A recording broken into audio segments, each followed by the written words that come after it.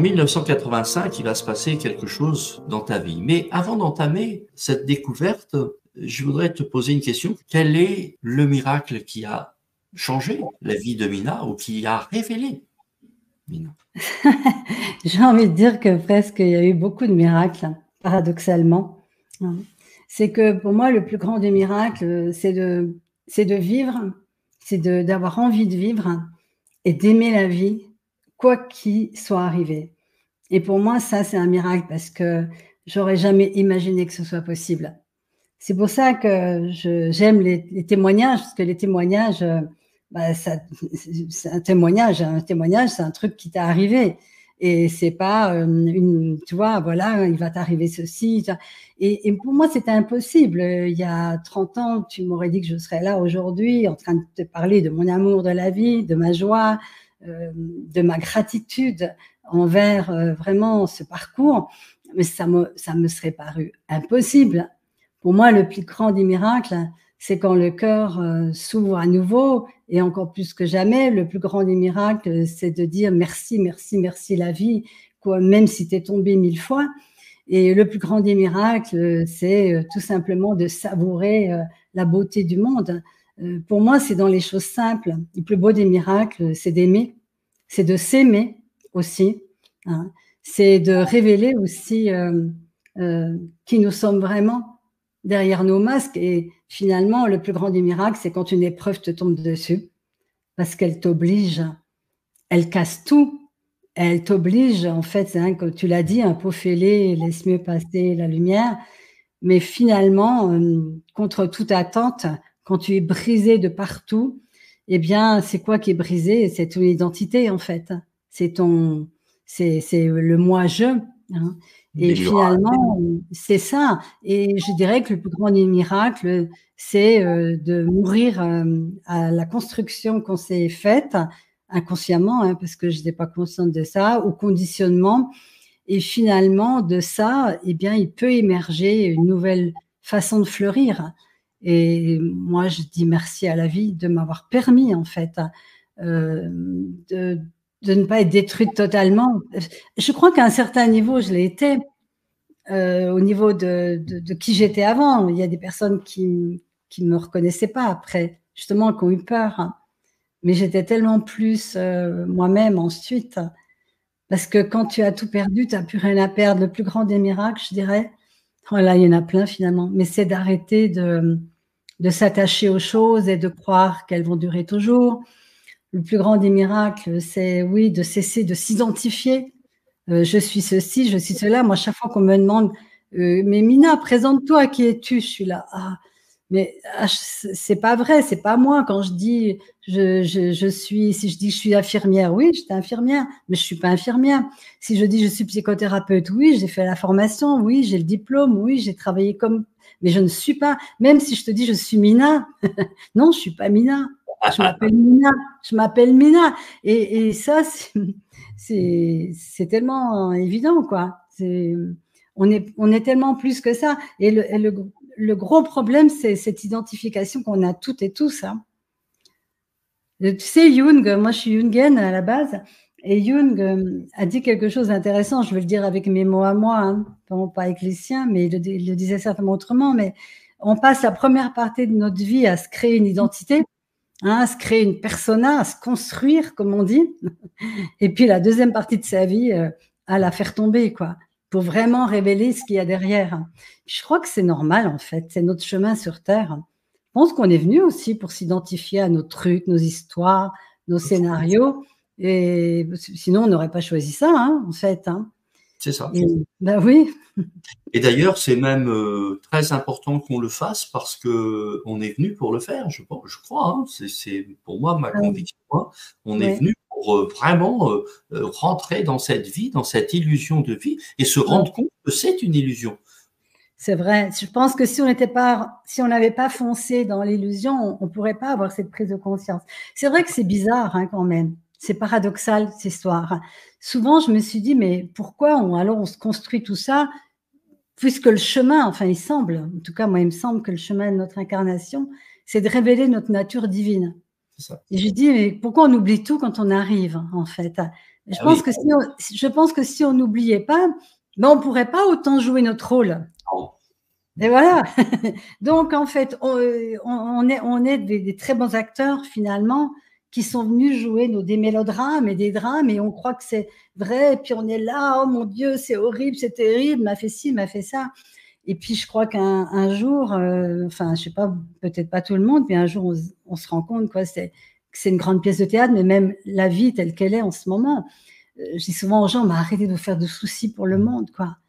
On est dans une pièce de théâtre, hein, et plus on est inquiet, angoissé, plus on projette ça dans un égrégore de négativité. Enfin, je crois que le monde, il est vraiment le reflet de ce qui est à l'intérieur de chaque individu. Et on a juste, pour moi, hein, mais ça n'engage que moi, je crois vraiment que ce qui compte, c'est de se libérer soi-même. Tu sais, je sais plus si tu as dit quelque chose par rapport à quitter ce monde. Moi, je reprends cette phrase de Christiane Singer, d'un rabbin qui avait vécu l'extermination de des gens dans les camps de concentration, tout ça. Et il lui avait dit, la seule chose que je souhaite, c'est que le jour où je quitte cette planète, il n'y ait plus aucune trace de ma souffrance. Et ça, tu vois, je me le suis fait mien aussi. Je dis, ah mais oui, c'est vrai. Si on arrive chacune, à transmuter, en fait, à transformer nos souffrances, et puis à avoir des prises de conscience aussi de qu'est-ce qui s'est joué, aussi de quelle façon on est venu rejouer des scénarios aussi, peut-être transgénérationnels, collectifs, pour les nettoyer, peut-être nettoyer même les générations avant nous et futures. J'en sais rien. Je suis un peu comme toi. On dit ça, il me semble que, mais moi, ça devient de plus en plus évident maintenant, comme tu l'as dit au début, qu'on n'est pas des victimes. Alors, je sais que ça peut heurter, hein, je le sais, mais je ne crois pas qu'on est des victimes. Je pense que d'ailleurs, personne n'est vraiment une victime à un niveau, je voudrais dire, à un niveau comme ça, des faits, oui, on peut voir des victimes. On est dans le triangle victime-bourreau-sauveur dans notre humanité, hein. Faut le dire, c'est ça le grand piège en même temps. Mais à un niveau de l'être et de l'âme et de la conscience, on a choisi, comme tu le dis, j'en suis convaincue pour ma part, ne serait-ce que quand j'ai fait mon thème astral, moi j'ai eu un choc. Parce que quelque part, c'est intéressant quand même la carte du ciel, surtout quand ils ne croient pas comme moi à l'époque, où la personne qui ne te connaît pas te dit, ah ben là, il y a ça, ah oui, mais ça, vous ne pouviez pas l'échapper parce que tu étais là. Quoi? Et tu dis, mais il faut être cinglé pour choisir ça. Toi, tout de suite, tu dis, si c'est vrai qu'on choisit, mais pourquoi on ferait ça, tu vois? Mais parce que le point de vue de l'âme et de la conscience n'est pas le même que le point de vue de l'identité qui a une vibration complètement différente. Mais ça, il m'a fallu tellement d'années, quoi, pour le réaliser, en tout cas en ce qui me concerne, voilà. Et c'est quelque part, c'est ce qui peut permettre aussi de sortir de la victimisation, de la réaction, de la révolte, de c'est pas juste, etc., qui sont des vibrations qui, hein, on dit tout ce à quoi on résiste persiste. Hein. Et le jour où, au fait, j'ai eu beaucoup de chance. Moi, tu vois, encore un autre miracle. Le grand miracle pour moi aussi. Ah, ça, c'était un gros truc. Hein. C'est quand il y a très longtemps, j'ai entendu quelqu'un qui faisait une conférence, mais vraiment dans une maison à côté de chez moi, et qui disait, mais en fait, le monde est un reflet de nous-mêmes, et tout ce qui nous arrive, nous l'avons créé vibratoirement. Et moi, c'était tout nouveau pour moi. Je travaillais en pédopsie, j'avais entendu parler de la conscience, hein, l'inconscience, j'y croyais, tu vois. Voilà. Mais alors, cette histoire que tout ce que je vibre, je le crée, ça m'a mis dans un truc de me dire, mais attends, si c'est vrai, ça sert à rien d'aller regarder pourquoi j'ai vécu ci, j'ai vécu ça, etc. La seule chose qui compte, c'est comment je change ma vibration. Et moi, j'étais tellement désespérée à l'époque que j'ai entendu ça, que je me suis dit, ah, mais comment je vais sortir de ce désespoir? Si je continue d'être dans mon désespoir, je vais continuer d'attirer des événements désespérants. Hein. Et c'est comme ça que j'ai commencé à faire des stages, c'était toujours ça de prix, je me disais. Tu vois, quand j'allais dans un stage et qu'il y avait des belles choses qui se passaient et mon énergie, elle remontait et il y avait un peu de joie qui venait et bon, je me disais, ah, c'est toujours ça de prix de ma vibration, elle monte. Et en fait, après, ben, c'est comme ça que je me suis formée à la sophrologie aussi, puisque je me suis dit, attends, ça, c'est une des façons de reprogrammer un autre scénario. Et ça a été le début de nombreuses années de cheminement où tout ce que j'ai fait, c'était pour élever mes vibrations, en fait. Parce que j'avais compris ça. Quand Einstein disait, nous sommes des antennes vibratoires qui envoyons des ondes et qui recevons les événements ou les personnes qui correspondent à nos ondes, nos vibrations, j'étais là. Mais il n'y a pas d'autre secret que celui-là. Et j'ai l'impression que tout ce que j'ai fait, même mes formations de psy, etc., ça m'a mis beaucoup de trucs dans la tête. Mais en réalité, pour moi, l'essentiel de mon apprentissage, je dirais, c'est ce que la vie m'a apporté comme expérience à chaque instant. Hein, et puis, cette prise de conscience que qui se ressemble s'assemble. Hein, moi, j'aime bien, certains dictons, ils ont du sens. Ça veut bien dire ce que ça veut dire. Ma vibration va être en longueur d'onde avec une autre vibration. Si je l'élève, il y a d'autres personnes qui arrivent. Et c'est ce qui s'est avéré. Des personnes ont totalement disparu de ma vie, sans que je les fasse partir. C'est simplement que on vibrait plus pareil. C'est des termes qu'on emploie. Hein, on vibre avec ou pas. Alors, tout va commencer en 1985. Alors, ton histoire commence pas là, bien évidemment, mais là, il va y avoir une grande bascule. En 1985, ton mari se suicide avec tes 2 enfants. Et là, tout s'écroule pour toi. Oui. Est-ce que tu peux nous parler de ce moment-là? Dans quel état alors, c'est pas qu'est-ce que ça te fait, mais voilà, qu'est-ce qui se passe à ce moment-là pour toi dans ta vie? Alors, c'est sûr que souvent, je dis, je vais pas toujours parler de ça, mais en même temps, il faut que je sois honnête, c'est quand même, il n'y a rien à faire, c'est cet événement qui a complètement, radicalement fait basculer ma vie, hein, et qui m'a obligée, effectivement, à trouver comment me relever, voilà. Et donc, oui, tout simplement, je me suis mariée très, très jeune, à 18 ans, et voilà, je voulais surtout, je crois, quitter mon milieu familial. Et pour moi, me marier, c'était la liberté. C'était la liberté totale, c'était waouh, je fais ce que je veux, j'aime qui je veux, quand je veux, où je veux, enfin voilà. Donc il y a eu un moment c'était de l'euphorie dans cette relation et j'ai été très très heureuse. Je ne veux pas renier ces années-là. Mais tu sais, ce qui se passe, c'est que quand tu as 18 ans, tu as 18 ans, puis tu avances, tu évolues, puis tu changes, et puis tu grandis, et tout. Et puis à un moment donné, cet amour, je me sentais un peu étouffée. Et pourquoi c'est important d'en parler? Parce que c'est la base de ma vie, ça, la liberté. Je suis très, très... Moi, ce qui me passionne, c'est les relations, le couple, l'engagement, comment on va dedans, sans être dans une pathologie, dans une toxicité. Et je crois qu'il m'a fallu plonger dans l'amour romantique toxique, mais j'ai envie de dire que tout ce qu'on voit, tous les films qu'on voit, malheureusement, c'est ça qu'ils nous montrent. Hein. Ils nous montrent la passion, la détestation, la possession, etc. Et puis on s'identifie, on croit que c'est ça l'amour. Et donc moi, je me suis mise dans une relation d'amour qui me paraissait être la plus belle relation qui soit, c'est-à-dire la fusion, etc.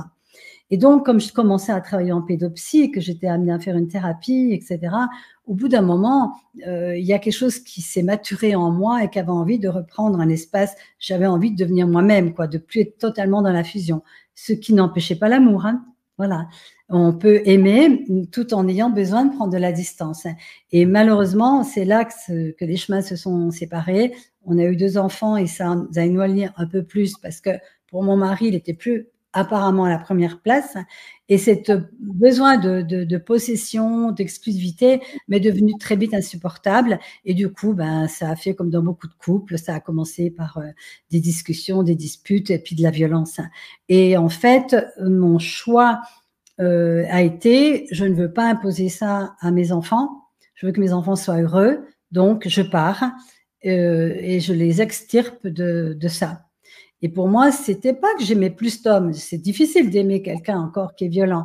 Mais il y avait au plus profond de moi quand même une connexion, peut-être d'âme, justement. Peut-être aussi c'est un choix Ouais, d'incarnation. quand Hein. on aime pour toujours. Il y a une Il y a- chanson comme il y a- ça. oui, mais c'est vrai, c'était vraiment un amour profond. Mais je n'étais pas prêt à accepter tout et n'importe quoi.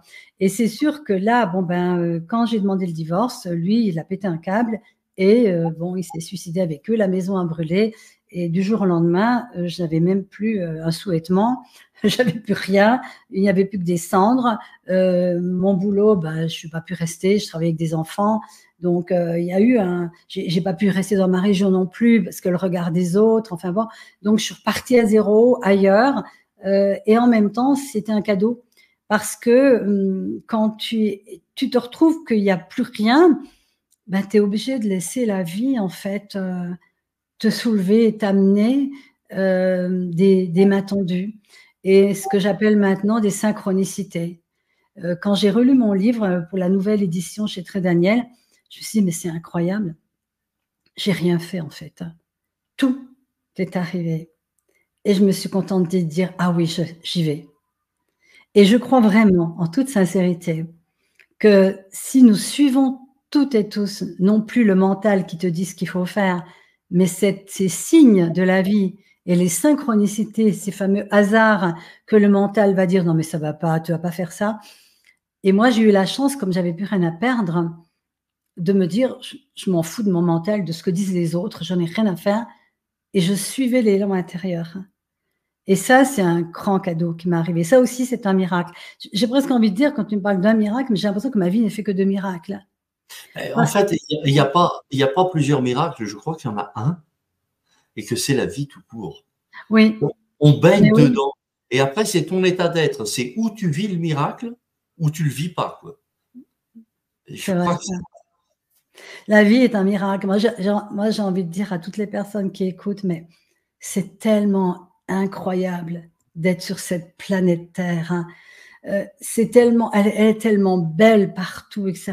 C'est tellement incroyable d'avoir un corps qui fonctionne, mais d'une façon autonome. Mais je crois qu'on est aveugle. Là. Et souvent, les gens, c'est quand ils perdent ou quelqu'un ou quelque chose ou la santé qu'ils se rendent compte combien c'était tellement magnifique quoi, de fonctionner dans ce monde. Mais le jour où on va de nouveau s'incliner devant la vie et de voir le sacré de la vie partout, partout en fait, hein, là, je crois qu'en fait, il va y avoir un changement d'humanité. Je ne crois pas aux lois, je ne crois pas aux révolutions, je ne crois pas à tout ça. Je crois qu'à une chose, c'est l'évolution de la conscience, évidemment, et puis l'ouverture du cœur, mais une vraie ouverture du cœur, pas quelque chose de mièvre. C'est quelque chose que tu choisis pas, en fait, ça tombe dessus, quoi. Pour moi, c'est la gratitude. Toi, quand tu vois le miracle de la vie, mais tu peux avoir que de la gratitude. Et la gratitude, c'est ton cœur qui s'ouvre, qui déborde et pour tout. Voilà. Ça ne veut pas dire que des fois on râle pas. Hein. Attendez, moi je suis pas Sainte Mina, hein, loin de là. Il y a des moments où je vais dire ah mais zut, et ça. Mais puis tout d'un coup tout me ramène à mais non c'est tellement parfait. All is good. C'est Muji qui dit ça, que j'aime beaucoup. All is good. Et c'est quelque chose que je prends tout le temps. Je dis oui, all is good. Une mauvaise nouvelle, c'est parfait. Tu sais pas quel est le cadeau caché derrière. Je le sais tellement, puisque le drame que j'ai vécu, on aurait pu dire, oh mais quelle horreur, mais c'est la fin du monde. Oui, hein, pour la chenille, ce que la chenille appelle la fin du monde, le maître l'appelle un papillon. Hein. Et quelque part, oui, il y a des moments où on est fracassé, mais si on était totalement conscient et éveillé, il n'y aurait pas tous ces fracassements. Et je crois vraiment qu'on n'est pas obligé de souffrir pour passer dans une nouvelle humanité. Mais actuellement, si l'être humain n'en prend pas plein la gueule, comme on dit, il se réveille pas. Et c'est malheureux à dire, mais c'est vrai. Et pourtant, on en a eu des exemples où il aurait pu se réveiller. Hein. c'est tout le temps, c'est tout le temps. En fait, Ouais, c'est au bord du précipice que l'homme se rend compte tout d'un coup que la vie est précieuse, ouais, qu'il faut qu'il s'arrête, qu'il faut qu'il trouve une autre voie, parce que s'il continue à aller tout ouais. droit, il tombe dans le vide. Alors, il va quand même se passer quelque chose de 1985 à 1993. c'est un peu comme une reconstruction, mais ça se fait pas tout seul. Alors, quelles sont les synchronicités? Qu'est-ce qui se passe D'abord, il y a une décision que tu prends Ouais. à un moment donné. Parce que la souffrance doit être énorme quand même. Pour sortir de là, c'est phénoménal. Donc là, tu prends une décision. Alors, explique-nous, parle-nous de cette décision. Comment elle arrive? Comment ça se passe? Bah déjà, je voudrais m'adresser aux personnes qui écoutent et qui se disent, mais c'est pas possible. On peut pas survivre à la mort de ses enfants. On peut pas être heureux. C'est pas normal. Elle devrait pas être comme ça. Enfin, parce que j'en ai entendu toutes les couleurs. Et je vous ai envie de dire à ces personnes, vous avez raison. C'est incompréhensible pour le mental. Le mental ne peut pas imaginer qu'on puisse. D'ailleurs, la preuve, c'est que on entend souvent les psychiatres qui disent on ne se remet jamais, par exemple, d'un deuil d'enfant. On ne se remet jamais de ceci, de cela. Alors, moi, j'ai envie de dire, écoutez surtout ceux qui ont traversé les cataclysmes et qui peuvent témoigner de si ils ont ou pas pu transmuter ça. Parce que c'est là toute la différence. Moi, si on m'avait dit qu'il allait m'arriver cela, je crois que j'aurais préféré mourir tout de suite avant pour pas le vivre. D'accord? Et c'est sûr que quand c'est arrivé, je n'avais qu'une idée en tête, mourir. Pourquoi on veut mourir? Parce que la souffrance, elle est intenable. Je veux dire, c'est la souffrance qui nous donne envie de mourir. Parfois, c'est pas qu'on veut mourir, mais on veut plus souffrir, quoi. C'est plus possible. Et il y a des souffrances, on pense qu'elles vont nous détruire. Et elles détruisent parfois certaines personnes. Je sais pas pourquoi, qu'est-ce qui fait la différence. Mais ce qui est sûr, c'est que moi, j'étais à la limite de ça. Et tous les jours, je me disais, si c'est trop difficile encore là, ce soir, je passe à l'acte. Parce que c'était ma seule façon de tenir, de me dire que je pouvais décider, moi, d'arrêter. Et à un moment donné, c'est arrivé ce moment où je pouvais plus. Voilà. Et là, j'avais planifié. Je savais que le soir, je mettrais fin à mes jours. Et il y a eu un moment de, tu sais, dans ces moments de désespoir où tu es là, puis tu parles, tu sais pas à qui. Moi, il faut pas oublier que j'étais athée, donc je ne croyais à rien. Voilà. J'avais pas encore ça à m'accrocher, tu vois. Et alors, il s'est passé la première des synchronicités. Ça a sonné à la porte. J'ouvre et une amie me donne un livre et nombre de personnes qui voulaient me donner des livres, les 7 étapes du deuil, la Bible, je leur disais arrêtez, j'envoyais tout balader, je ne voulais rien d'intellectuel, etc. Et elle me dit mais tu sais, c'est un témoignage. Alors je prends le livre, je regarde juste derrière et c'était donc le livre de Martin Gray, Au nom de tous les miens. Et bon, les jeunes générations connaissent peut-être pas, mais c'est quelqu'un qui a perdu toute sa famille dans les camps de concentration et il s'est évadé à 15 ans. Donc, il avait quand même une force de vie. Hein. De toute façon, tant qu'à faire de mourir, autant mourir en s'évadant. Hein. Et ça a marché. Il a rejoint les États-Unis. Il a reconstruit sa vie. Il s'est marié avec une femme qu'il aimait profondément. Il a eu 4 enfants. Il est venu dans le sud de la France. Et là, de nouveau, il perd toute sa famille dans l'incendie de sa maison. Alors évidemment, ça faisait écho avec mon parcours, bien sûr. Et là, dans ce livre, il témoignait de la force de vie qu'il avait trouvée à l'intérieur de lui et qui lui avait permis de continuer de faire vivre sa famille autrement, en transformant, en œuvrant pour la paix, etc. Et là, j'avoue que j'ai été profondément bouleversée. C'était plus du blabla. C'était pas tu dois faire ci, c'était juste quelqu'un qui témoignait et la personne, il disait pas d'ailleurs faites ceci, cela, non, c'était un témoignage. Et ils disent, quand j'ai fini le livre, je me suis dit waouh, mais alors s'il a pu, moi aussi je peux, mais je sais pas comment. Eh ben ok. Et là j'ai senti qu'il fallait que je choisisse. Et c'est drôle parce que, vous voyez, ce choix, plus tard dans ma vie, ça a fait partie de mon enseignement. Quand j'accompagne des gens, la notion de choix est toujours importante. Je suis toujours en train de dire qu'est-ce que tu choisis. Parce que le choix, c'est notre libre arbitre quelque part. C'est comme si l'univers ne pouvait t'accompagner que quand tu as manifesté quelque chose. En tout cas, c'est mon expérience, c'est ma prise de conscience personnelle. Et ce jour-là, je me suis dit, Mina, là maintenant, soit tu meurs, soit tu vis, mais tu peux pas être dans l'entre-deux. Tu vas pas être une zombie toute ta vie, hein, voilà. Et je me suis dit: «Bon, mourir, ça, je sais, vivre, je sais pas, mais je peux le choisir puisque lui, il l'a fait et voir si c'est possible». À la limite, j'aurais toujours la possibilité d'en finir, hein. Et ce jour-là, je me souviens très bien, j'ai dit: «OK, je choisis de vivre, mais je ne sais pas comment. J'ai pas de balise, j'ai pas de carte routière», mais il y avait en moi cette question qui est aussi devenue un de mes enseignements, c'est: «Comment?» Je ne savais pas à qui j'envoyais ce «comment», mais c'était une vibration puisqu'on parle de vibration. Sûr.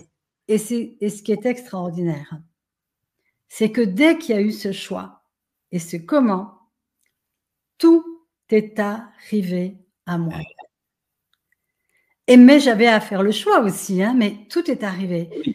Et ce qui t'appartenait, c'était de décider si tu allais continuer à mourir dans cette souffrance ou enfin à vivre. Ça, c'était ta part, tu l'as faite. Ouais, c'est tellement ça. Et je crois qu'il y en a pas d'autres finalement. C'est est-ce que tu choisis souvent quand j'accompagne des personnes et je leur dis: «Mais bon, OK, tu as ça, mais est-ce que tu choisis d'être heureux?» Et Et souvent oui, la personne me dit: «Comment tu veux que je choisisse d'être heureuse avec tout ce que je vis?» voilà, c'est ça. OK, oublie tout ça, on a une baguette magique, on va transformer tout ça. Est-ce que si tu sais qu'on peut transformer tout ça, tu choisis d'être heureux? Eh ben, on va être surpris. Il y a des personnes, elles disent non. Oui, Parce qu'elles préfèrent avoir raison de souffrir bien sûr. plutôt que d'être heureux et heureuse. Et ça, pour moi, c'est waouh! Quand on comprend ça, et voilà. Et il faut comprendre qu'on n'a pas tout pouvoir non plus pour, on n'est pas en mesure de rendre les autres heureux. Moi, personne ne m'a rendue heureuse, parce qu'on ne peut être heureux que par soi-même. Exactement. Et ça aussi, c'est un enseignement énorme. Mais attends, mais au fur et à mesure que je te parle, Joao, merci de m'avoir invitée parce que ça me permet de faire une rétrospective de ma vie et de me dire: «Waouh! Mais quelle chance j'ai eu de toutes ces prises de conscience». Ça me bouleverse quelque part, hein, parce que j'étais tellement loin de ça. Mais c'est vrai que ça s'est pas fait tout de suite. Il faut saisir que j'ai pas pu occulter la souffrance, hein. Il faut comprendre que ce choix que j'ai fait, c'était vraiment un choix de vie, c'est clair, et que le comment m'a amené des opportunités, d'aller dans un endroit, de rencontrer un médecin qui fait ci, de rencontrer une médium, de rencontrer enfin des gens qui étaient pas du tout dans mon univers, mais comme j'en avais plus rien à foutre de ce que les autres pensaient, même de ce que moi je pensais, j'étais prête à tout. Et j'ai envie de dire que Voire peut-être même tu y as été avec une certaine ironie, de dire: «Ah bon, je peux être heureuse, on va voir, tiens, on va voir et je tu avais provoquer un peu, tiens, tiens, on va regarder un peu, là, on va jouer pour voir, tiens, ah bon, ah bon, ah bon, ah, Mais tiens». tu as raison. Et tu sais, même les gens, alors, il faut savoir aussi qu'il y a quand même beaucoup, il y a des gens qui m'ont aidé, mais il y en a beaucoup qui m'ont pas aidé. Et c'est comme ça. Ça a été mon chemin et tout. Mais souvent, je dis, je remercie tellement les gens qui m'ont aidé, mais je remercie tellement aussi ceux qui m'ont pas aidé. Parce que là, j'ai été obligée de trouver mes ressources et je savais pas que je les avais.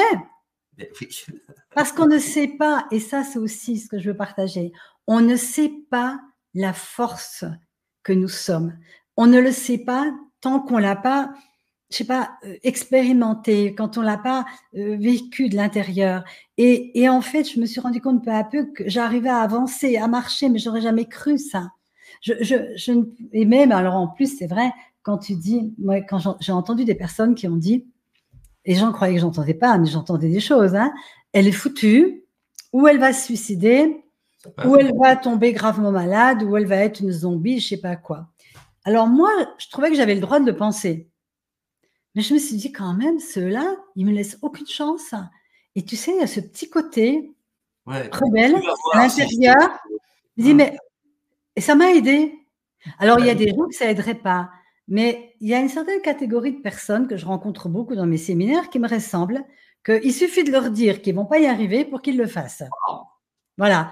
Je fais partie de ces gens-là. Et quelque part, autant les conseils, autant le soutien m'a aidé, mais autant aussi ceux qui m'ont pas soutenu m'ont aidé aussi. Donc finalement, tout est parfait. Est-ce que tu te rends compte comment c'est du cousu humain, c'est de la haute couture, Mais c'est tellement bien fait, tellement tout est bien ficelé. C'est incroyable le Mais scénario. je suis complètement d'accord et j'ai une gratitude infinie, quoi, pour cette préciosité de et ce que je voudrais dire, c'est que moi, je raconte mon parcours parce qu'il est visible, parce que je pouvais pas passer à côté, en fait, hein.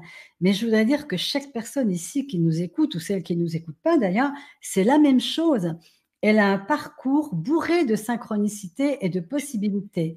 Ce qui nous empêche de le voir, c'est le conditionnement du mental, le formatage qu'on a, qui vient peut-être de notre enfance, éducation, mais qui vient de plus loin encore. Je dis souvent le transgénérationnel, l'inconscient collectif, notre ADN, il est bourré d'informations. Mais ce que j'ai adoré dans mon cheminement, c'est quand j'ai entendu parler de l'épigénétique. C'est pas parce que on a des informations dans notre ADN qu'on doit les subir et on peut recréer des nouveaux circuits neuronaux. Et ça m'a fait waouh!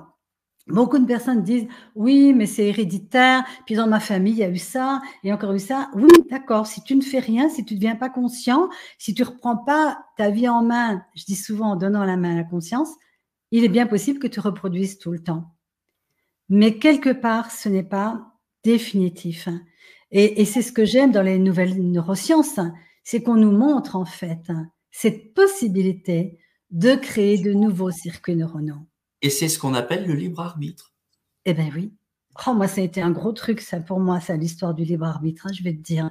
Il y a une phrase de Sri Ramana Maharshi qui me travaille depuis tellement longtemps. Sri Ramana Maharshi, pour les gens qui connaissent pas, c'est un maître de l'Advaita qui est très connu de la non-dualité et qui disait tout ce qui doit arriver arrivera, quels que soient les efforts que tu fasses pour que ça n'arrivera pas. Tout ce qui ne doit pas arriver n'arrivera pas, quels que soient les efforts pour que ça arrive. À la fois, c'est fascinant, mais insupportable pour l'ego. Tu te dis, mais attends, c'est quoi cette histoire? Vraiment, j'avais du mal. Et même quand j'avais été voir mon astrologue qui m'avait dit, mais ce drame, il est là, il est visible, vous ne pouviez pas échapper, j'étais là, quoi? Mais alors donc, bah, j'ai plus qu'à m'asseoir dans un fauteuil et puis attendre que la vie se déroule, quoi. Bon, j'ai pas de libre arbitre. Elle m'avait dit, mais j'ai pas dit ça. Votre libre arbitre, c'est la façon dont vous allez le traverser et ce que vous allez en faire. Et mon libre arbitre, je m'en souviens bien. Qu'est-ce qui m'a fait tenir? Parce que quand même, j'ai eu des chances, des miracles qui m'ont amené à pouvoir y arriver. C'est l'amour que j'avais pour mes enfants. C'est pour ça que je parle du miracle de l'amour, oui. Mes enfants, c'était waouh. Mes enfants, ça a changé toute ma vie. Juste avant ça, le pardon, parce que tu n'arrives pas à pardonner, parce qu'en fait, tu ne pardonnes pas. J'ai même pas essayé. Ressenti envers ton mari, parce que c'est quand même lui qui a fait. Et donc, tout ça, il est la cause de tous tes malheurs.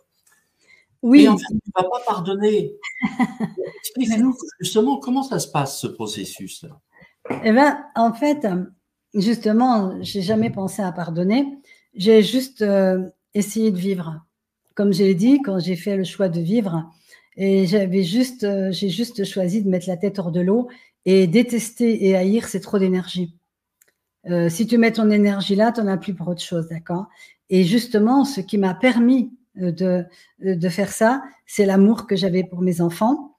Parce que, et c'est ce qui m'a permis de ne pas aussi mourir tout de suite, parce que sinon je l'aurais fait certainement tout de suite, c'est que je m'étais dit, si je meurs, si je me suicide, mes enfants seront morts pour rien, puisque tout ça est arrivé parce que je voulais qu'ils soient heureux hors d'un contexte de violence. Donc ça aurait été tout ça pour rien. Et ça, c'était mon point d'ancrage. C'était cet amour-là. Je me disais, si je peux faire de ma vie quelque chose où ce qui m'est arrivé peut avoir du sens, mais je n'en vois pas le sens, mais peut me permettre, moi, de transformer quelque chose, alors ils ne seront pas morts pour rien. Et donc, l'histoire du pardon, je n'ai même pas pensé à ça. Et donc, c'est pour ça que pendant 7 ans, pas après pas, j'ai avancé mais sans savoir qu'un jour, je pourrais dire, ça y est, je suis guérie de ma souffrance. Tu ne peux pas le savoir avant. Quand tu es dans le tunnel, tu es dans le tunnel. Hein. Tu ne sais même pas qu'il y a de la lumière au bout. Et donc, je marchais, j'avançais, je tombais, j'avançais, je reculais. Et puis, il y avait toujours quelque chose qui arrivait au bon moment. Au moment où, tu vois, voilà. Et puis, d'année en année, de voyage en voyage et de tas de choses, parce que c'est incroyable tout ce que j'ai pu faire pendant ces 7 ans, je suis arrivée à Bénarès. Tu sais, cet endroit où les gens viennent mourir, cette ville sainte, Varanasi. Le hasard, entre guillemets, m'a amenée là toute seule. Hein, et je ne savais même pas ce que je venais y faire. Hein. Et en fait, je suis montée dans une barque, j'avais le guide du routard, tu vois. C'était on n'avait pas de smartphone à l'époque, hein, tu vois, je vous parle d'un monde que les moins de 20 ans ne peuvent pas connaître, n'est-ce pas? Je me retrouve sur une barque à l'aurore, à 4 heures du matin, sur le Gange, face à quelque chose d'irréel, des foyers de crémation partout, partout, partout. Des gens qui se baignent dans le Gange, qui lavent leur linge, et puis à côté de ça, les foyers de crémation, c'est-à-dire la vie dans sa simplicité, dans sa beauté, tous ces tissus, toutes ces colères, toutes ces couleurs, et puis la mort, visible, les corps qu'on plonge dans l'eau, qu'on met sur les foyers, et j'étais là. C'était irréel. Et tout d'un coup, voilà que je réalise que c'est comme ça que sont morts toute ma famille. J'avais même pas fait le lien en venant là, même pas. Et je vois ces flammes, parce que moi, on m'a juste donné des urnes, hein, j'ai rien vu. Voilà. Et je vois ces flammes, ça. Et alors, au lieu, mon mental était là en train de te dire, mais va-t'en, c'est terrible, tu vas voir c'est drôle comme le mental peut vraiment crier à l'horreur tout de suite. Hein. Mais je suis restée. Et là, à un moment donné, il s'est passé quelque chose de fantastique, c'est que tout d'un coup, il y a quelque chose en moi qui a dit, mais attends, mais ce qui est en train de brûler là, mais c'est que de la carcasse, mais c'est que des corps inertes, il n'y a plus rien dedans. Mais la vie, elle est là, elle est autour, et tout d'un coup, il y a eu cette prise de conscience que je ne peux évidemment pas prouver, c'est ma propre prise de conscience, mais que l'être, l'amour qui est dans l'être, parce que l'être et l'amour, pour moi, c'est indissociable, était toujours là quelque part. Rien, il n'y avait que la forme qui avait disparu. Et à ce moment-là, il y a eu une joie qui mais j'avais envie de rire, j'étais joyeuse, j'étais heureuse. Et tout d'un coup, à ce moment-là, il n'y avait plus de chagrin, il n'y avait plus rien, il n'y avait plus que l'amour et la gratitude. Et je me suis mis à prendre symboliquement mes enfants dans mes bras. Mais merci, merci, merci, merci, vous m'avez tant appris, mais merci, merci, je sais que vous êtes là, je sais que vous êtes dans la lumière, mais merci. Et j'avais plus que de la gratitude. Et je me suis penchée sur le chemin parcouru les 7 années. Et tout d'un coup, il m'est venu, mais c'est ça le pardon. C'est le don qu'on reçoit de l'épreuve. Et j'ai eu la grâce de recevoir ce don.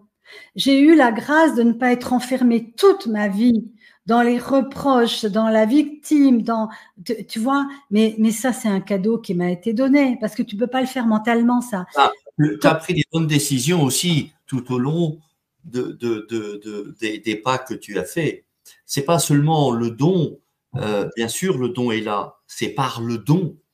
Mais tu as pris toutes ces décisions, tu as fait tous ces pas, tu as regardé, tu as senti, comme tu dis, tu as l'ego qui te dit fous le camp de là, mais tu te rends compte, mais tu restes, tu vois. Ouais. L'esprit, il s'est incarné, il est là, il est dans ton corps, c'est lui qui prend la puissance, c'est lui qui prend la décision, c'est lui qui. Pour moi, c'est très important de prendre conscience de ça, parce que ça veut dire qu'il y a une autre partie de soi qui est là et qui peut prendre les bonnes décisions. Mais ça, ce choix, et c'est peut-être là simplement où on a le libre arbitre pour moi, c'est soit on donne les rênes à l'ego, ouais. soit on les donne à l'esprit. C'est très bon. C'est plus du tout le même chemin. Et toi, tu fais ce choix de le donner à l'esprit, alors que tu sais même pas ce que c'est que l'esprit quelque part. Tu es encore dans cette découverte. Ouais, c'est vrai. C'est vrai, c'est très beau la façon dont tu le dis. Et je crois que c'est toujours ça dans la vie. Soit notre maître, c'est l'ego, soit c'est notre soi le plus élevé. En fait, c'est une histoire de niveau vibratoire.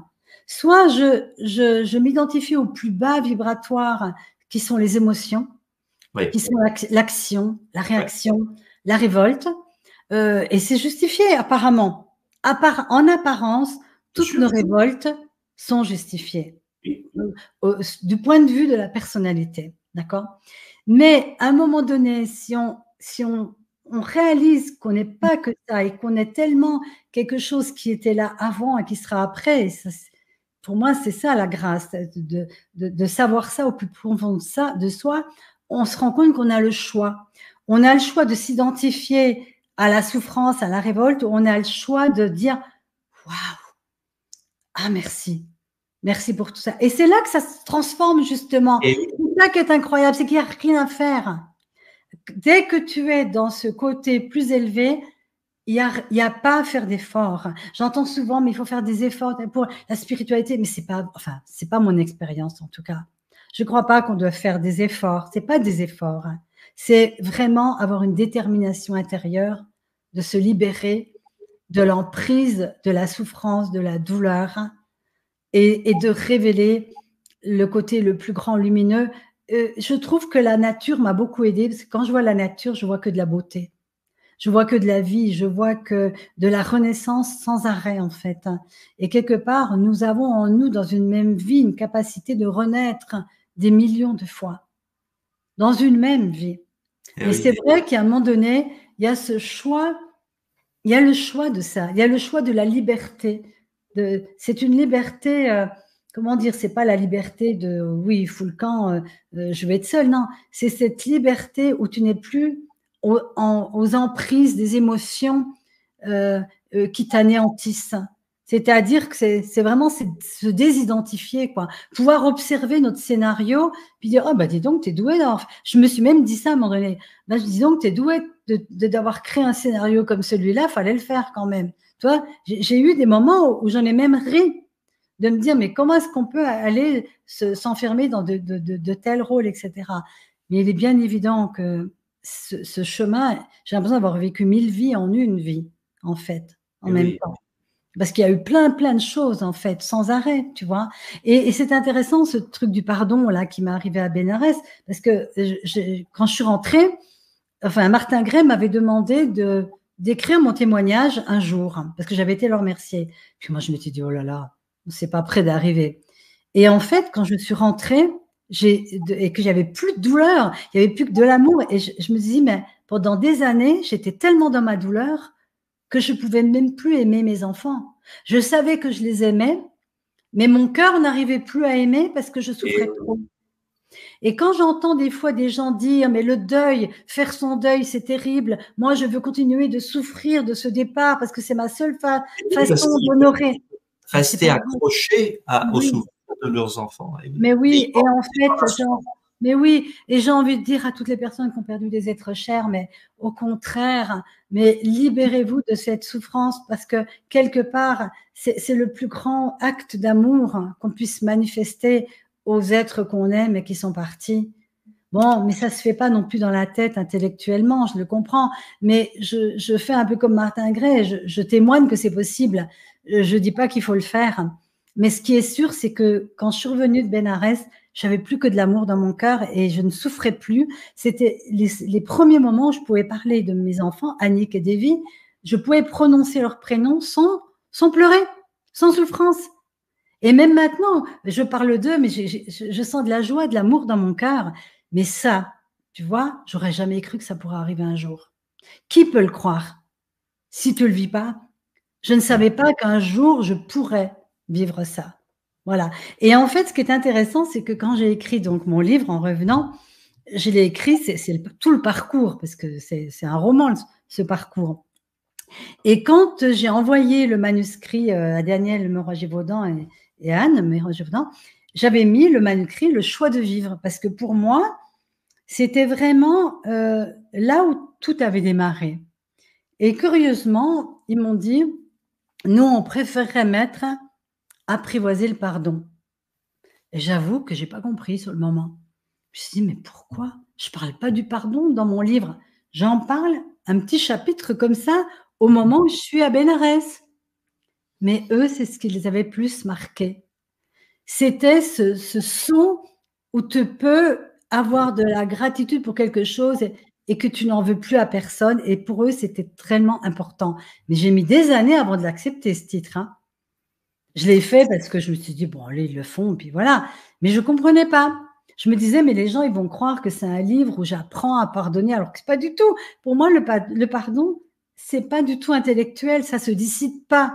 Oui, et puis, et d'ailleurs, tu n'as jamais, comme tu le dis, tu n'as jamais pardonné. Tu n'as Non, jamais fait cet acte de dire: «Je vous pardonne», et cetera. Tu n'as non. jamais fait ça. Et pourtant, il y a eu, et en fait, quand tu dis: «Par le don», c'est toi qui as fait par le don. Tu t'es fait ce don à toi-même, Ouais.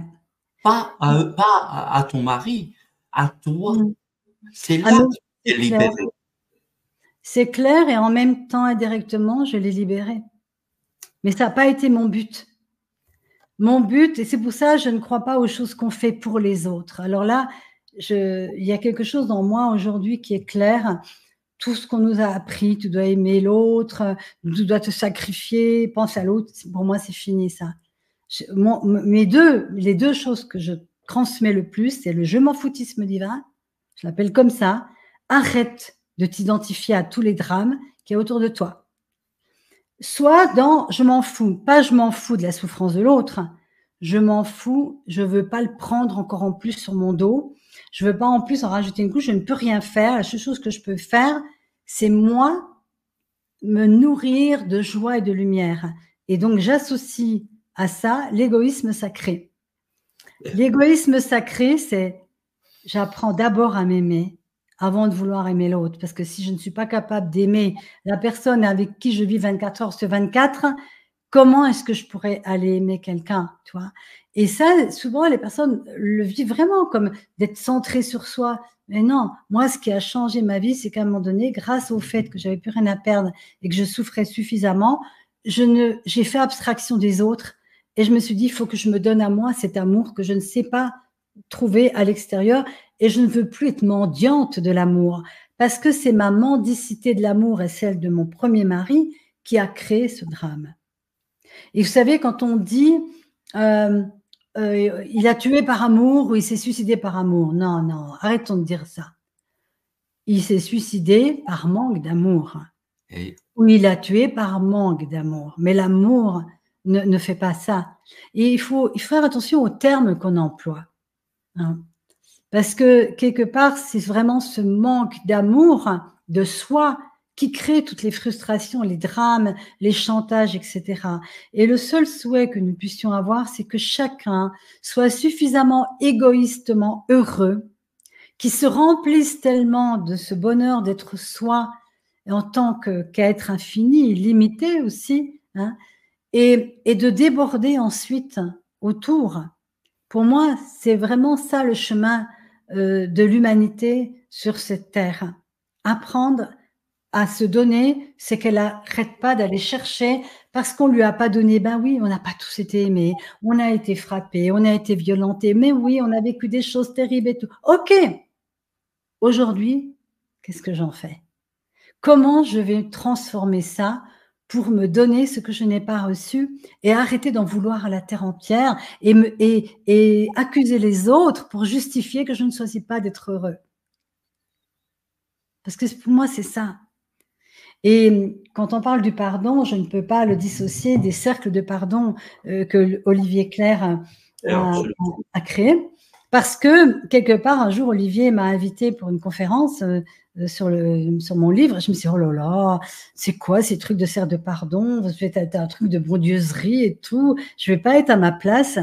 Et en fait, je découvre, à ma grande surprise, que c'est exactement la vision que j'ai du pardon, c'est-à-dire que, dans les cercles de pardon que j'anime, hein, j'en anime bientôt un d'ailleurs au mois de mai, j'adore parce qu'on fait l'inverse de ce qu'on pourrait imaginer qu'on devrait faire.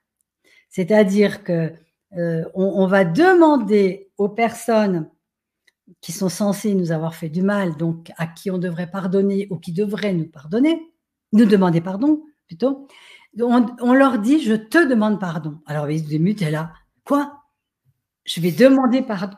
Tu sais, il y a un truc, mais implicitement qui n'est pas dit, ça veut dire « j'adore, je te demande pardon d'utiliser ce que tu m'as fait pour justifier que je ne peux pas être heureux ». Et donc, il y a une autre voie, c'est « ok, tu m'as fait ça, j'ai pas envie que tu sois mon pote et si tu dois être puni, tu l'es, ok, mais je veux plus utiliser cette histoire pour ne pas prendre la responsabilité de mon bonheur ». Et tu vois, ça, je crois qu'il est temps que tous les êtres humains qui ont vécu des choses terribles et horribles arrêtent de dire « c'est pas ma faute, il m'est arrivé ça ». Stop, tout le monde a vécu des horreurs. Bien sûr, plus ou moins graves. La seule façon de le cesser, c'est de se réapproprier la capacité de transmuter ça dans du terreau pour faire fleurir une nouvelle humanité. Pour moi, c'est la chance que nous avons maintenant. Malgré toutes les apparences terribles d'un monde qui soi-disant va mal, de toute façon, si on regarde l'histoire de l'humanité, bon, il y en a eu des choses, hein, bon, mais au contraire, je n'ai jamais vu autant de gens qui s'interrogent, qui ont des prises de conscience, mais des émissions comme celle-là, il y en a de plus en plus. Je crois qu'au contraire, même s'il y a une catégorie de personnes qui ne sont pas encore tout à fait mûres, mais de toute façon, elles y viendront, on est obligé d'évoluer. Une fleur, on ne peut pas l'empêcher de pousser, mais on ne peut pas la faire pousser en tirant dessus. Donc, quelque part, elle pousse quand c'est le moment, quoi. Voilà. Et donc, pour moi, c'est ça. Et c'est sans doute aussi pour ça que je suis là ce soir. Parce que si Martin Gray a pu, si, par exemple, j'ai interviewé il n'y a pas longtemps un chanteur rwandais, Jean-Paul Sambutu, qui a vu son père assassiné. Oui, bravo, oui, super. Oui. Ben oui, dont le père a été assassiné par son meilleur ami et qui a fait le choix plusieurs années plus tard, hein, après des années de destruction, d'autodestruction, de pardonner pour qu'on arrête tout ça. Eh bien, il y a des gens comme lui. Il y a Roger McGovern en prison, qui est un noir américain, qui a été emprisonné dans le couloir de la mort pendant plus de 30 ans pour un deuil qu'il n'a jamais commis, et ça, on le sait, mais quelque part, il n'a pas les preuves. Mais cet homme, il a dit « je choisis l'amour plutôt que la haine, parce que je ne veux pas continuer de reproduire ». Moi, pour moi, tous ces êtres, mais je les aime, ils sont vraiment la preuve que nous avons la possibilité de choisir autre chose, c'est tout. Bien sûr qu'on a raison peut-être de haïr, du point de vue des faits, voilà. Mais qu'est-ce que ça va nous apporter en plus? Et ça, le truc, c'est que on ne pardonne pas les faits. Non, pas du on tout. Ne pardonne pas l'autre Ben oui. qu'il a fait. Parce que c'est ça que les gens comprennent pas. Ils se disent, mais je ne vais pas lui pardonner ce qu'il a fait. C'est impardonnable. Ok, mais c'est pas ça. Ce fameux chanteur, il dit d'ailleurs, je crois que c'est lui, ou alors je confonds avec un autre témoignage. Je pensais que c'était un Africain également, mais c'était par rapport au massacre du Rwanda, ou je ne sais plus. Ben c'est lui, c'est ça, hein, son histoire. D'accord, donc c'est ça. Mais lui, il dit, j'ai pas pardonné ce qu'il a fait. Je me suis pardonné toute la haine que j'ai pu ressentir. Mais c'est ça, c'est Jean-Paul. Oui. On peut même retrouver mon interview, je l'ai interviewé il y a 3 semaines. On peut la retrouver sur ma chaîne YouTube.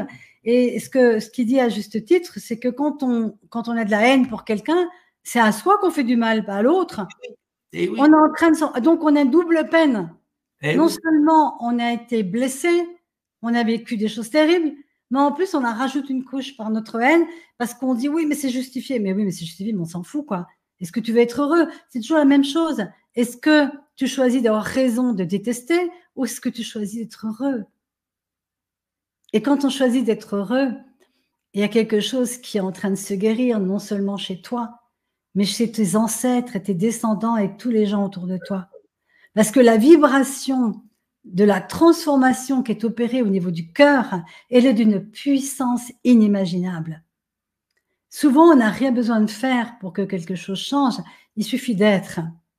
Pour ça, parfois, les gens disent, oui, quelle méthode? Alors moi, j'ai souvent accompagné des gens, bien sûr, j'ai des outils, des méthodes, mais combien de fois je dis, mais la méthode, c'est juste un catalyseur, mais ce qui compte, c'est comment vous vous infusez de cette transformation et du choix de vous-même vous transformer.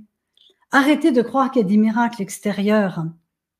Parce que c'est vrai qu'il y a plein d'outils, plein de choses fantastiques, mais aucun outil ne sera un miracle. Nous sommes les seuls miracles de notre vie.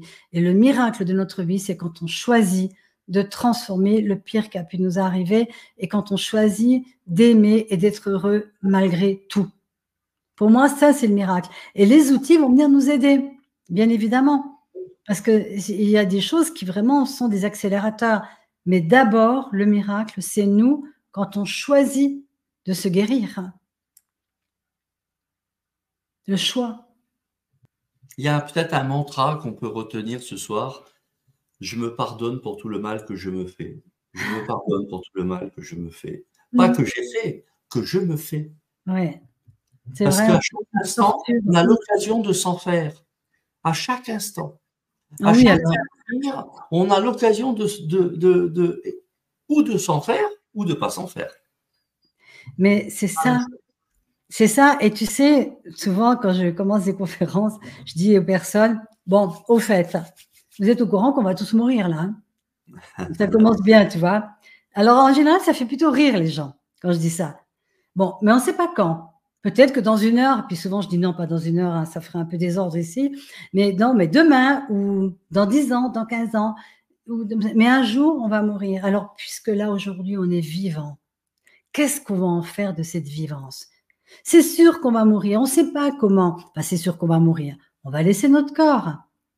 On n'a pas encore peut-être trouvé le secret de l'immortalité des corps. Je ne sais même pas si c'est souhaitable. J'en sais rien.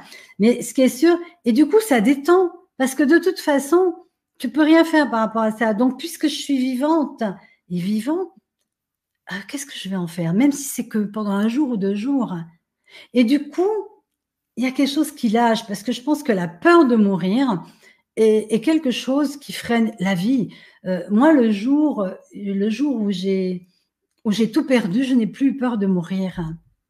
Et alors, ça m'a rendue tellement vivante, incroyablement vivante. En fait, tous les jours, on devrait se dire, mais je n'ai rien à perdre. Qu'est-ce que tu veux perdre? Tout ce que tu veux à perdre, tu vas le perdre de toute façon. Ta maison, ton argent, tes amis, ton physique. Mais de toute façon, voilà, tu vas déposer tout ça. Donc aujourd'hui, waouh, comment avec ce que je suis, même comment avec les problèmes que j'ai, je peux quand même choisir de la joie, du bonheur. Et ça, c'est notre libre arbitre. Le jeu, il est fait, mais il est tellement... C'était Sylvain Duboulet qui disait ça. J'adorais quand il disait ça. Je ne sais pas si tu as connu Sylvain Duboulet. C'est le traducteur d'un courant miracle. Ah oui. Et il disait, le jeu est fait, mais c'est tellement bien fait. Ouais. On voit rien, mais si tu regardes un peu, si tu t'arrêtes un peu, que tu regardes, c'est extraordinaire. Regarde le fait de vieillir. Nos corps se dégradent. Alors, t'es jeune, tu sais, tu te soucies de rien, t'as de la vivacité, etc. Puis petit à petit, tu sens que c'est plus tout à fait la même. Il y a quelques petites douleurs, et c'est plus difficile. Les lendemains de cuite sont plus durs. Mais si il n'y avait pas ce processus de vieillissement, on verrait pas tout ça. On n'irait pas chercher tout ça. On serait toujours adolescent ou jeune adulte en train de faire la fête et puis de tout brûler par les deux bouts. Oui. Vachement bien fait tout ça.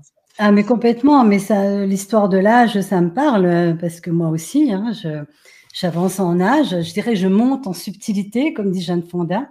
Moi, je trouve que vieillir, c'est une chance déjà de pouvoir vieillir. Hein. Il y en a qui le disent c'est une chance, puisqu'il y en a qui ne connaissent pas la vieillesse, hein, évidemment. Mais en même temps, on a beaucoup moins de choses à prouver. Moi, quand j'anime ou que je fais des choses, bon, j'ai rien à prouver, quoi. Ça y est, c'est fait. J'ai pas de carrière. à développer. Moi, tout ce que je fais, je le fais par passion. Je le fais parce que j'aime, je le fais parce que ça me fait plaisir. Et il y a quelque chose. Puis il y a toute l'expérience qu'on a emmagasinée. Moi, franchement, le discours que je tiens aujourd'hui n'est pas le même qu'il y a 20 ans. Bien sûr. Et puis même qu'il y a 10 ans. Et puis la vie, elle nous apporte aussi une acceptation. Je trouve que ça nous rend beaucoup plus légers de vieillir. À partir du moment où on ne veut pas continuer de maintenir, d'avoir cette apparence. Et alors là, on arrive à un sujet très intéressant, c'est qu'en fait, pourquoi les gens n'aiment pas vieillir? C'est parce qu'ils ont peur de plus être séduisants. Oui, La séduction était autre chose. Et si la séduction n'avait rien à voir avec ce qu'on nous fait croire. Moi, j'ai jamais été autant aimée que dans les moments où j'étais pas du tout en séduction. Et ça, c'est vraiment, voilà, des fois, on est là, on essaie de s'arranger, on se dit, oh, mais quand on est désiré, est-ce qu'on est aimé? Bien sûr, l'idéal, c'est d'être aimé et désiré. Et puis, ça pouvait juste être deux communions qui se rencontrent et du coup, on voit même plus s'il y a des imperfections. Et il y en a de toute façon, parce qu'un être humain, ben voilà, il est marqué par la vie, quoi. Et si c'était ça, la vraie beauté?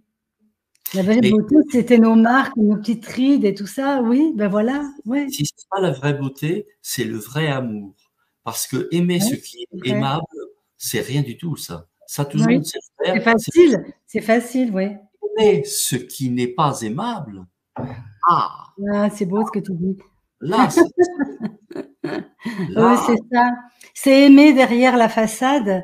Et quand on réalise, quand on s'aime soi-même et qu'on aime la vie, on est toujours beau. Parce qu'on est lumineux, parce qu'on est rayonnant. Et cet esclavage de… Alors bien sûr, on a envie de retarder un petit peu certains signes. Et moi, on essaie quand même voilà, de se coiffer, de se maquiller un peu, tout ça. Mais sans avoir à se cacher, sans que ça soit un masque. Sans que ça soit un masque. Et ça, c'est un sujet que j'adore aussi. Parce qu'évidemment, c'est le moment pour moi de parler de ça. J'ai atteint l'âge où je peux commencer à parler de ça. Et moi, je n'ai jamais été autant heureuse que maintenant. Et pourtant, je ne suis pas toute jeune et j'aime de ne pas être toute jeune. Parce que je ne fais pas les mêmes… j'ai pas le même regard sur le monde, sur la vie. Je me sens tellement libre. J'ai pas besoin de plaire ou voilà. Et puis les choses sont comme elles sont et la vie nous amène ce qui est juste et requis, quoi. C'est fantastique, fantastique. Les synchronicités, pour moi, elles sont depuis toujours. Les moments, j'ai vécu de couple, j'ai vécu des moments de solitude, je vis un moment de nouveau d'union, et tout s'est fait sans moi. Enfin, sans mon vouloir. Les choses sont venues. Et je dis, c'est ça, la vie, tu demandes et puis tu reçois, mais tu ne reçois pas forcément ce que tu croyais qui devait être reçu. Alors, les amis, il est 21h42, il nous reste à peu près une quinzaine de minutes. Si vous avez envie de poser des questions à Mina, elles sont les bienvenues. On peut échanger avec vous. Alors, Evelyne qui demande, c'est quoi le titre du livre? C'est Apprivoiser le pardon. Apprivoiser le pardon. Alors, vous trouvez ça sur le site de Mina. Je vais tâcher de vous mettre le lien dans le chat. Vous l'avez sur sa page sur ADN. Et sinon, c'est très simple. Hein. Vous tapez Mina Compagnon et vous avez sur Google, il vous donne immédiatement. Le site et la chaîne YouTube aussi. Il y a énormément de vidéos, 450, je crois, vidéos. Ouais, sur plein de sujets. Je vous mets le lien. Partez pas tout de suite. Attendez encore un petit peu. Copiez-le. Éventuellement, ouvrez la page. Je vais rester encore quelques minutes avec nous. Alors, est-ce qu'on a éventuellement d'autres questions? Sam qui demande où se déroulera le cercle de pardon qu'animera Mina? Eh ben, le prochain, c'est à Villeneuve-les-Avignon. C'est le 24 mai. On peut trouver, enfin sur mon site, il y a un agenda et on peut trouver les dates des prochains événements. Bon, moi je m'en suis arrêtée au mois d'août parce que j'ai fait un petit break, mais il y aura des nouvelles dates pour après, quoi. Mais bon, pour l'instant, jusqu'au mois d'août. Marie-Françoise, cela me fait penser à ce film magnifique, Le chemin du pardon. Oui, c'est vrai. Et tu connais ce film, Mila? Non, ben non, justement, je vois pas, je crois pas que je le connais. C'est un film extraordinaire. Je t'invite à cherche, Ouais. tu le trouveras sur YouTube, Le chemin du pardon. Et en gros, c'est un homme qui perd sa petite fille. Mm. Il s'en veut. Sa femme est très pieuse, donc elle va à l'église, etc. Puis bon, lui aussi, il est assez croyant, mais là, il comprend pas, quoi. Il dit, c'est quoi Dieu, là? Tu me prends mon enfant, elle a rien demandé, elle est innocente. Et il va rencontrer Dieu. Et là, il va se passer tout un tas de choses. Pour ceux qui ne le connaissent pas, et je sais que tu vas adorer si tu regardes ce. Ben, j'ai noté. Ça me fait penser à quelque chose que tu dis, c'est que un jour, je suis allée voir une médium qu'on m'avait indiquée, mais pareil, sur mon chemin, puis j'y croyais pas, etc. Mais j'étais tentée quand même de savoir. Et je me souviendrai toujours que cette femme qui ne me connaissait pas et qui ne savait rien m'a dit, mais c'est merveilleux, je vois deux enfants, un garçon et une fille qui se donnent par la main, qui se tiennent par la main. Il y a des fleurs partout, c'est joyeux, c'est lumineux, et ils ont un message pour vous. Ils disent, maman, on est venu pour ça, on le savait, pour que tu deviennes une grande dame. Oh. Je vous dis pas. Ça a été le... Non, mais ça a été énorme pour moi. Énorme pour moi qui était encore dans un chemin de tout nouveau, etc. Et toute ma vie, tout mon cheminement m'a amené des choses comme ça. Par exemple, il y a quelques années, je me suis rendu compte que je n'avais jamais fait un vrai rituel pour eux parce que j'ai été amputée quelque part de l'enterrement. Enfin, ça s'est fait d'une façon, les urnes ont été mises dans la terre. Enfin, et j'ai même été récupérer les urnes, je les ai volées. Enfin, non, je les ai pas volées, mais j'ai demandé qu'on me les redonne plusieurs temps après. Et puis, je suis allée les vider dans la nature pour que ils repartent dans la nature. Enfin, j'ai fait des trucs un peu fous comme ça, par intuition. Mais tout s'est fait comme ça à la sauvette. Et un jour, plusieurs années plus tard, où j'avais reconstruit un couple, j'avais une fille, etc., je me suis dit, mais ça serait merveilleux que je fasse une célébration. Mais je ne savais pas comment. Je ne savais pas ce qui allait se passer. Mais j'avais mis des photos de ma fille, de mon fils et du père. Et je me suis mis devant. Alors, j'avais mis des fleurs, j'ai mis de la musique, enfin, je passe les détails. Et je me suis mis en premier devant la photo de ma fille. Et je n'avais que de l'amour. Je lui ai parlé. Et il n'y avait plus que de l'amour parce que j'avais fait le chemin, en fait. Pareil pour mon fils. Mais quand je suis arrivée devant la photo de leur père, je ne savais pas ce qui allait m'arriver parce que c'était la première fois que je le faisais. Et je suis restée un bon moment devant cette photo. Et à un moment donné, il n'y a eu plus que des larmes, des larmes, des larmes, et mon cœur qui s'ouvrait. Je pensais que j'allais peut-être avoir de la colère ou et mon cœur s'ouvrait, s'ouvrait, s'ouvrait. Il n'y avait plus que de l'amour, ce qui paraît fou comme ça. Hein. Et à un moment donné, je me suis entendue dire, on savait. On le savait. Je ne savais pas pourquoi je disais ça. On le savait. Et il y avait une personne dans la salle qui était médium qui dit, j'ai un message de Robert. Et il dit, enfin, tu te souviens. Oh. Mais je voudrais terminer sur cette histoire merveilleuse de, comment il s'appelle, Donald Lewis, c'est ça, celui qui a écrit Conversation avec Dieu. Il a écrit une histoire dans laquelle je me suis totalement identifiée. C'est l'histoire de la petite âme. Oui, c'est ça. Voilà. Alors, il y a une jeune âme qui est dans le royaume des âmes, puis toutes les âmes c'est merveilleux, le royaume des âmes, tout va tellement bien. Et puis, à un moment donné, il y a une jeune âme qui va voir Dieu et qui dit à Dieu, écoute Dieu, c'est vrai que c'est sympa ici, on est bien, mais j'aimerais tellement expérimenter, j'aimerais aller sur la terre. Puis Puis il lui dit, mais toi, aller sur la Terre, mais tu ne te rends pas compte, la Terre, oh là là, enfin bon, ça n'a pas l'air d'avoir une bonne réputation là-haut, la Terre. C'est un endroit difficile quand même. Et puis elle dit, oui, oui, mais qu'est-ce que tu vas aller faire sur la Terre?